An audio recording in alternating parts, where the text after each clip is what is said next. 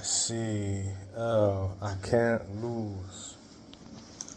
No reality where I lose. Ever. Today is Friday, July 3rd, 2026, day 184 of the 100 push-up, 100 squat progressive challenge for a year. We're halfway through the year, more than halfway through the year now. And we're in the month of July, so we're doing 160 push-up, 160 squat every single day for this month. Let's go. Many examples of fighters struggling to cope with a life without fighting. As he posted on Instagram after his arrest, "I'm at the point where I need some help. Walking away from fighting hasn't been easy on me, and alcohol isn't the answer. It has ruined my father's life, and I will not allow it to ruin mine. My family deserve me at 100%.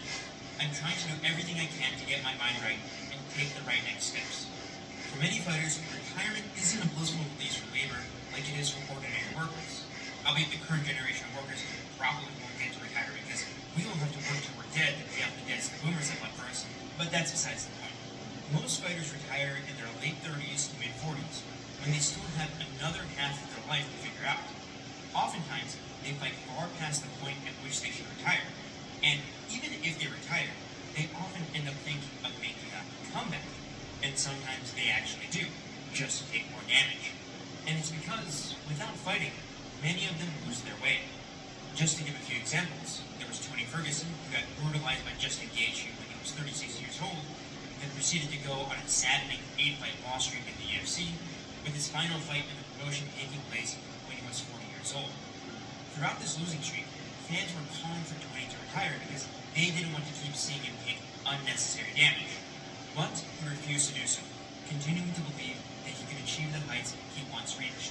And then, of course, there's the infamous example of BJ Penn, who went on a similarly depressing 7-fight losing streak in the UFC, and then proceeded to get a smaller scale. Notably, with Mike Perry, he posted a tax bill for over $800,000 from his fight with Jake Paul, and then went on to say that he had just over $500,000 in the bank account to pay it off. And while Mike Perry did go on to have his fight with Nate Diaz on the MVP MMA card to earn a bit more, what this highlights is a lack of financial literacy among fighters. From trusting the wrong people to handle their money, to spending freely without thinking about taxes, a lot of fighters don't seem to know what to do with money. And this is largely a result of many fighters coming from financially disadvantaged backgrounds, where they often lived in families that were living paycheck to paycheck. However, bad financial planning and a lack of money to retire comfortably on isn't the only material factor limiting fighters. The other big one is the lack of marketable skills outside of fighting.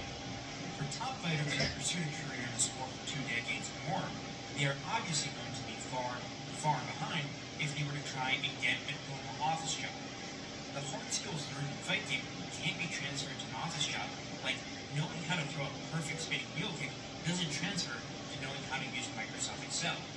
And even if a fighter were to acquire new skills and perhaps even have a college degree in something like business administration or marketing, they wouldn't be a great candidate from a hirer's perspective.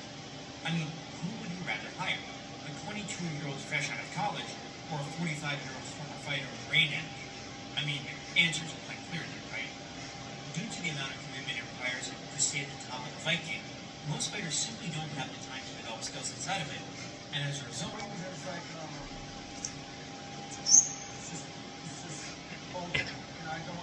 never retained a piece of a fight because I go into a mode and it's just completely reactionary and clear. And I can comfortably convincing myself how much to do the preparation itself. And I've been getting ready to feel that and understand how much to do it, and then it allows me to go there as soon as I start. Over the course of decades, many fighters likely end up conditioning themselves to experience the high of fighting.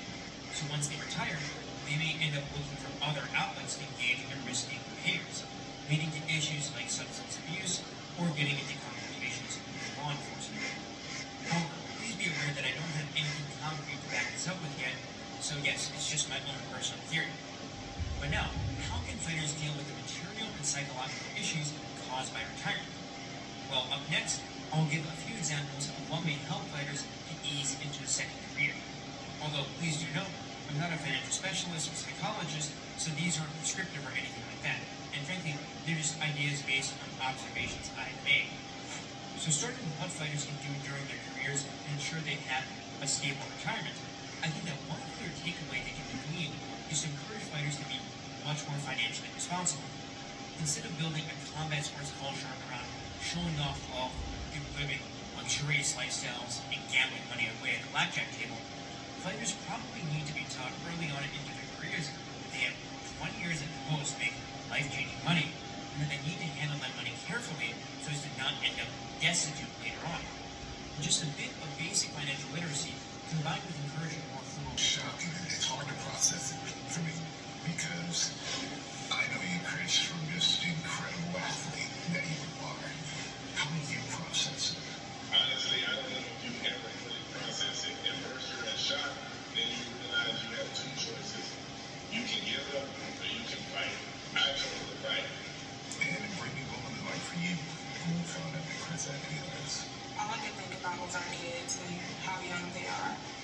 Just, you're in denial. You want it to be anything else. You want the doctors to be wrong.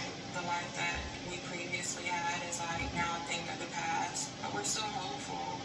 We're hopeful, that a breakthrough will happen and that, or, God, a miracle will happen, And what kind of support has helped you to move through this? Without a doubt, my wife Brittany, she hasn't left my side for any of this. My kids are also a huge part of why I keep going. Every day I wake up wanting more time with them to make more memories and just be their dad. They give me a reason to keep fighting. I know Brittany, unsung heroes are caregivers. So, what has it been like for you? It's tough. It's tough. Like, we have good days, we have bad days, My life has shifted so much and it's a heavy workload.